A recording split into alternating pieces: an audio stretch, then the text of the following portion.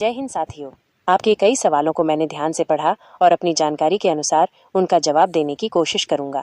सबसे पहले आपके उस साथी के सवाल पर आते हैं जो पूछते हैं कि अग्निवीर रिटायर होकर DSC defence service corps join कर सकता है और आर्मी टेक्निकल वाले परमानेंट हो सकते हैं क्या। देखिए, अग्निवीरों के डीएससी ज्वाइन करने के बारे में अभी तक कोई आधिकारिक अधिसूचना या जानकारी उपलब्ध नहीं है। हालांकि अपने सेना में सेवा के दौरान मैंने कई ऐसे टेरिटोरियल आर्मी के जवानों को देखा है जिन्होंने कम सेवा के बाद सेना छोड़ी और बाद में डीएससी में भर्ती हुए। इस आधार पर मैं ये जरूर मानता हूँ कि अग्निवीरों के लिए भी डीएससी में रास्ते खुल सकते हैं। फिर भी इस संबंध में कोई भी आधिकारिक जानकारी मिलने पर मैं आपसे जरूर साझा करूंगा। जहाँ तक आर्मी टेक्निकल वालों के परमानेंट होने की बात है, हमारे यहाँ हमेशा यही कहा जाता है कि अग्निवीरों को नकारात्मक बातें नहीं बताई जाती। उन्हें यही कहा जाता है कि वे जरूर परमानेंट होंगे। अगर आपका अनुशासन ठीक है, आपकी शारीरिक और मानसिक सेहत अच्छी है और सेना के कार्यों में आपकी रुचि है, तो आपको परमानेंट होने से कोई नहीं रोक सकता। खासकर आप तो एक ट्रेंड सोल्जर हैं, टेक्निकल ज्ञान रखते हैं, तो आपके परमानेंट होने की संभावना और भी बढ़ जाती है। अब बात करते हैं आपके दूसरे सवाल की कि क्या ट्रीटमेंट से पैरा में जा सकते हैं। इस बारे में कोई सीधी जानकारी मेरे पास नहीं है। पैरा स्पेशल फोर्सेज में भर्ती के अपने अलग नियम और प्रक्रियाएं होती हैं, जिनमें शारीरिक और मानसिक फिटनेस के उच्च स्तर की आवश्यकता होती है। किसी ट्रीटमेंट के बाद पैरा में शामिल हो सकते हैं या नहीं, यह उस ट्रीटमेंट की प्रकृति और आपकी वर्तमान फिटनेस पर निर्भर करेगा। इसके लिए आपको आधिकारिक जानकारी और संबंधित अधिकारियों से संपर्क करना चाहिए।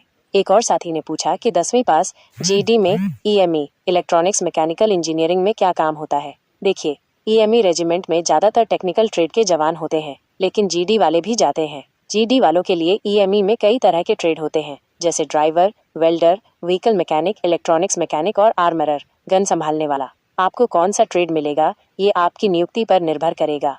आर्मी टेक्निकल के बारे में एनसीसी के फायदे के बारे में आपका सवाल बहुत महत्वपूर्ण है। मैं हर भर्ती के नोटिफिकेशन में बताता हूँ कि एनसीसी सर्टिफिकेट होने पर आपको बोनस अंक मिलते हैं। एनसीसी ए सर्टिफिकेट पर 5 अंक, बी पर 10 अंक और सी सर्टिफिकेट पर 15 अंक मिलते हैं। पहले एनसीसी सर्टिफिकेट वालों का सोल्जर, जीडी या ट्रेडमैन में रिटन एग्जाम नहीं होता था, लेकिन अब नियमों में बदलाव हो गया है। अब एनसीसी सर्टिफिकेट वालों का भी रिटन एग्जाम होगा, हालांकि उन्हें कुछ छूट जरूर मिलेगी। अंत में आपके सवाल पर कि नर्सिंग असिस्टेंट को गन मिलती है या नहीं, तो मैं आपको बताना चाहूँगा कि इंडियन आर्मी में सोल्जर नर्सिंग असिस्टेंट भी सेना का एक अभिन्न हिस्सा है। उन्हें भी ट्रेनिंग के दौरान सभी हथियारों की ट्रेनिंग दी जाती है और ज़रूरत पड़ने पर गन भी मिलती है। वे फर्स्ट एड किट के साथ ऑपरेशन का हिस्सा होते हैं, ताकि किसी भी सैनिक के घायल होने पर उन्हें प्राथमिक चिकित्सा दे सकें और यूनिट से संपर्क कर सकें। आपके प्यार और समर्थन के लिए धन्यवाद। अब से वीडियो नियमित रूप से आते रहेंगे। अगर आपके कोई और सवाल या संदेह हैं, तो कृपया इसी वीडियो के कमेंट सेक्शन में लिखें। जय हिंद।